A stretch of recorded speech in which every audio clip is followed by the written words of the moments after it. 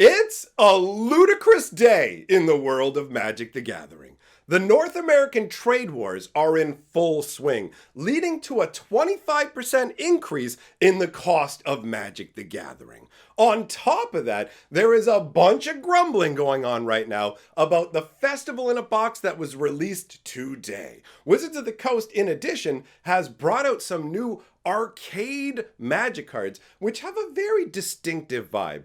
And that's not even all the news we're gonna cover today. Magic. I am a wizard! History. I'm an old wizard! The Magic Historian. My bones hurt. Greetings!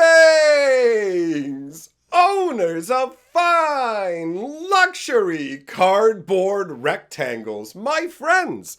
I hope the day finds you well because we have gathered for a gigantic installment of Mega Magic News. We have all kinds of different items to cover, from the trade wars all the way down to the aetherdrift beep beep vroom vroom commander party that uses a crazy racetrack. I've got pictures to show you that stuff. But before we dive into all that, I just need to let you guys know a few things. People have been asking me, hey, why does it seem like videos on your channel keep getting deleted? They're not videos, those are live streams. If you didn't know, I actually do a live stream every night, either on this channel or over on my live stream archive. And speaking of which, if you want to see the new Aetherdrift Commander decks, guess what? I've got preview early access for us to go through all of the cards in them. I have a series that I've just started called Commander Kraken, where I go through the decks card by card and we talk about them all individually. I had a lot of fun with the first installment,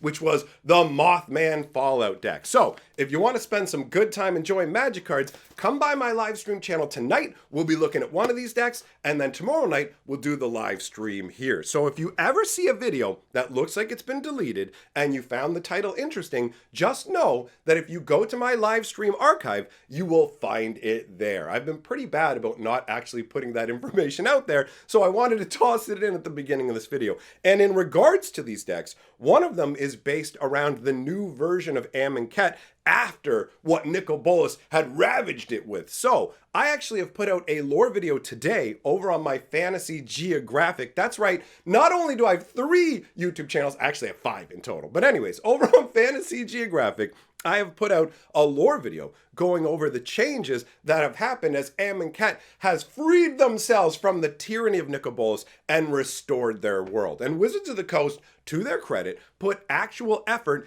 into the world building. Amonkhet, without a doubt, has to be my absolute favorite part of the Aetherdrift set. Now that that's out of the way, we got a bunch of different news items to discuss. So, tossing out a small one for the beginning here. If you didn't already hear, the MTG wiki has been moved over to the scryfall website, which means you're not going to have to deal with a million ads when you go on it because, man, sometimes it's hard to navigate that wiki. So scryfall already is a place to go to take a look at all your different cards. I find it to be a useful resource, and it's cool that they are now hosting the MTG wiki as well, right?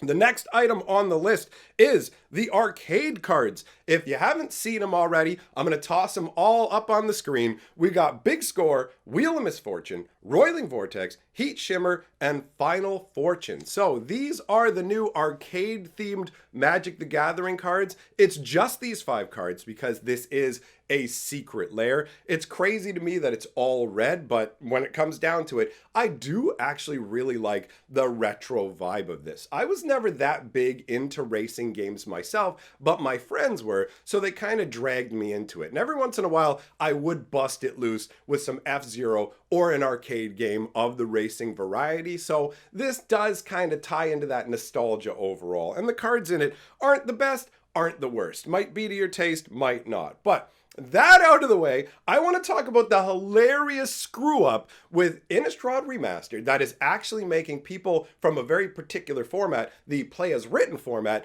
super excited. So on the front of this mess up, Wizards has basically screwed up these double-faced cards. So on the front, you've got Delver. Now how Delver is supposed to work is it's a 1/1. You reveal the top card of your deck. If it's an instant or sorcery, it flips into a 3/2 flyer. But guess what? They totally messed up with the printing. So when you flip the Delver over, instead, you've got Ormdal, who is a 9/7 flying, hasty, indestructible demon. So there is literally a format in Magic the Gathering where people play the cards as they are written. So if you get a misprint from Wizards and it says something, that's how you roll with it. So this literally is a 1 blue 1/1 that as long as you can show an instant or sorcery off the top of your deck, you literally get to flip it into a giant demon and smash face. And there are multiple copies. This is a fairly common error in Innistrad Remastered. So this is one of the new hot ticket items in the misprint community. And it was just so hilarious to me, the idea of this 1/1 turning into a 9/7. And then the most cynical part of my brain went, this is where Magic's heading. One day this is what it's going to be like. This will be the power level, right?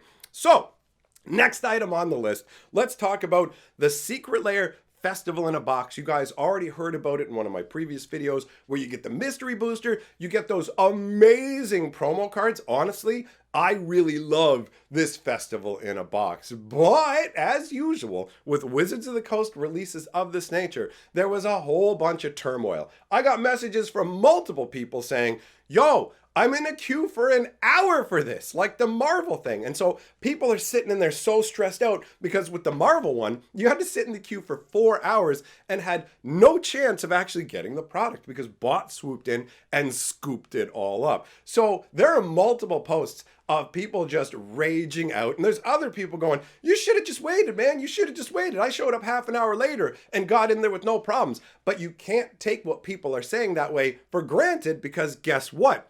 It applies differently in different regions. In some parts of the world, they went low stock pretty much right away. And in other parts of the world, the products were still available for however long. So you can't literally go, hey man, don't be there right when it actually goes up. Just hang back and you're guaranteed to get it. When it comes to Festival in a Box, it's obviously not the same level as the Marvel Secret Lair stuff. So you could theoretically sit back and hope for the best because the previous festival boxes take longer and longer, sometimes sit around for like a month, right? So there is that level of logic saying, maybe I can wait, but you never know if this is going to be the one where you just miss out, right? And the Mystery Booster 2 box seems amazing. The people who have gotten them told me they had a fantastic time with it and they want more of them. I would love to have the opportunity to crack some of that at some point. So it's on my radar for the future. Maybe I'll get my hands on it.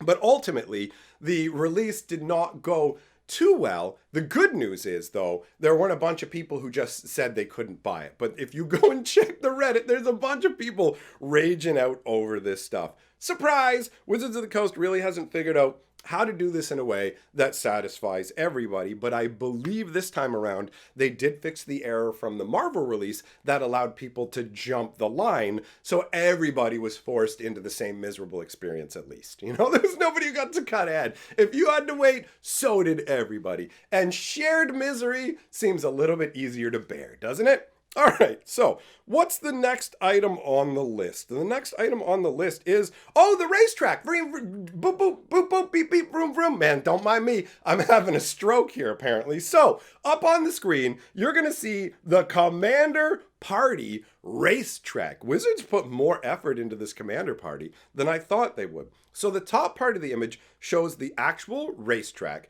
How this works is this is just for Commander, right? So you have max speed, you can start the engines from your own cards, but also you can start your engines automatically whenever anybody plays a Commander for the first time. So as soon as someone plays a Commander, everybody's engines get revved up. And once per turn, at sorcery speed, you can move clockwise around this board any number of spaces up to your max speed. So if let's say you have speed 3, you're allowed to move 3, 2, or 1 spots along the track. And whatever spot you land on is the result that you get. So you might get to make a treasure token, put a +1/+1 on a dude, bounce a creature from the graveyard back into your hand. There's not too many different options, but there's an array. You can make 3/3 tokens, right? But on top of that, there's additional levels. If you take a closer look, you will see there are little wrench symbols on the map as well, right? So when you pass one of those wrench symbols, you get to roll a 6-sided die and you place it on the little card below where there are 6 different abilities. So you have things like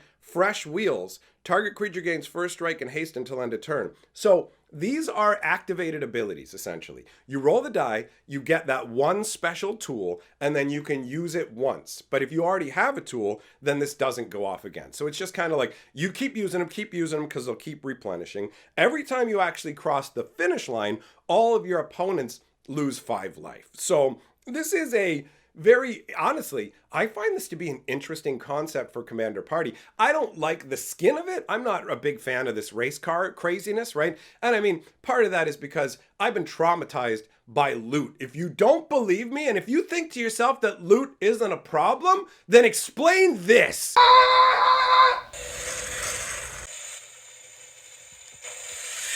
You all saw that. Loot tried to take me out, but I'm too strong for that, son. I'm like Marky Mark in Fear.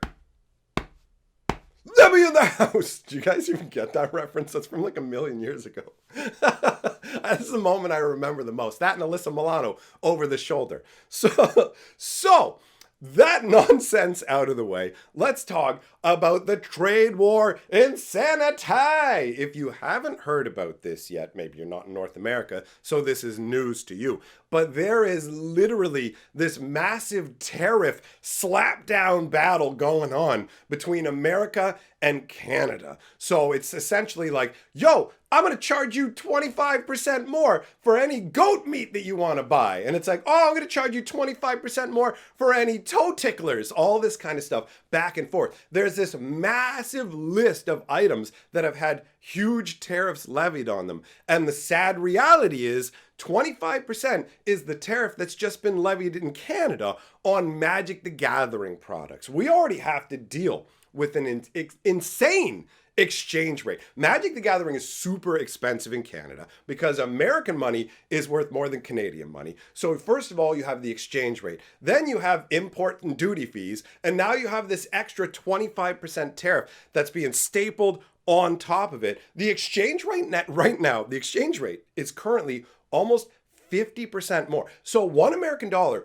is pretty much almost worth $1.50 Canadian. So guys, if you are looking for the perfect opportunity to do super thanks on your favorite Canadian YouTube channels that have handsome Magic the Gathering newsmen on them, today's the perfect day to bust out that super thanks action because it gets a 50% bonus essentially. And you know what? We will have a Lord of the Comments section battle similar to the Lord of the Board battles we have in the live stream. If you want to be king of the comment section and lord it over everybody else, then do a big fat super thanks. Biggest one will be pinned at the top of the chat and will only be removed if somebody comes along with a bigger, fatter one. All right. So this situation is absolutely wild and it adds a real element of uncertainty for local game stores. I actually went down to my LGS today. That's where I took a look at the stuff going on with the aetherdrift racetrack. And I said, hey, so what's going on in terms of your purchasing? And he said, I'm not exactly sure what I'm even going to do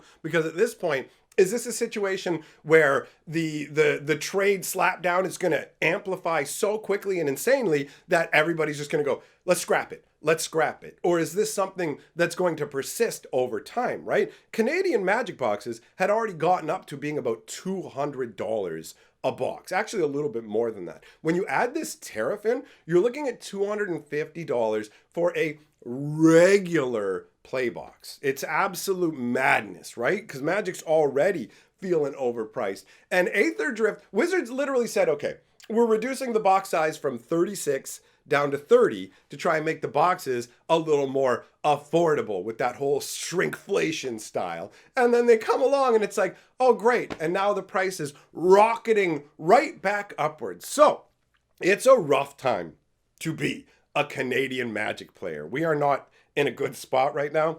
I really feel for the LGSs because if you guys didn't already hear about this, not only do they have to deal with the how much do I order now? Do I wait? Do I hope this all falls apart? But distributors had already clammed up and said, yo, we're not selling product, bro. We're literally not selling you any new Magic. My game store, I had to go down to my buddy's game store with my Bloomborough and my Duskmorn and go, I know you have no product left. here, take this, you can give it back to me once you can order more. And he's used virtually all of it up. The Duskmorn's already gone, almost all the Bloomborough. The shelves, the cupboards are bare. It's like old Mother Hubbard, okay? So she went to the cupboard and found no magic cards there. Ultimately, this is a really rough spot because LGSs are sitting there going, we're starved for product. We've literally got nothing to sell. Maybe the biggest stores, like the big, like megalith stores that have bought massive amounts of product, were able to weather the storm a little bit better. But for the smaller LGSs, which are the ones that matter the most to me, they're the ones that are run as projects of passion by somebody who genuinely cares about having a game store for people to come and play in. So I am firmly on the side of LGSs, and I feel that this is brutal because now you're between a rock and a hard place. You have Wizards' high prices and greed, and now you've got a trade war coming together to squeeze you out, bro. So it is an absolutely brutal scenario. Anyways, that wraps up all the news that I have to talk about today. If you want to come and check out some Commander action and see one of those aetherdrift decks, I invite you to swing by my live stream channel today. And like I said before, I did put out a lore video on what's going down with Amonkhet. So if you want to be up to speed for when we go through the Amonkhet deck and know all the lore of what's changed after Nicol Bolas's insanity, and if you didn't know this, Nicol Bolas's insanity, what he did was absolutely amazing. He circumvented the entire belief structure of Amonkhet, turned it into worshiping him, took their essentially what was like their Olympics and turned it into a death festival, where he took the winner of that festival and turned them into an ultra magical undead that retained its sentience, retained its magical capabilities, could use all of its skills, and he built a giant army of those highly selected individuals. It's crazy. He brainwashed the gods of Amonkhet, turned them to his will. Like, this was so epic that Wizards of the Coast could have established a brand new villain in Magic the Gathering using that story. Just if you'd, hey, it's Larry the Face Puncher, and it's like, bro, did you hear what Larry the Face Puncher did to Amonkhet? Oh man, it's amazing. He's so diabolical. So the Amonkhet storyline is one of my favorite storylines in the more recent Magic history, in the last, like, I'd say 10 years or so. One of my absolute favorite stories, and having them follow up with it in a way that actually feels satisfactory instead of hastily, like, thrown together with the stuff they did with Thunder Junction is very gratifying. So if you want to be up to speed for when we crack that other Commander deck tomorrow, you're going to want to check out that lore video. Thanks for coming by, my friends. Big shout out to my patrons for supporting my channel. You guys rule. And I will see you all in my next video or in a live stream. Have a good one.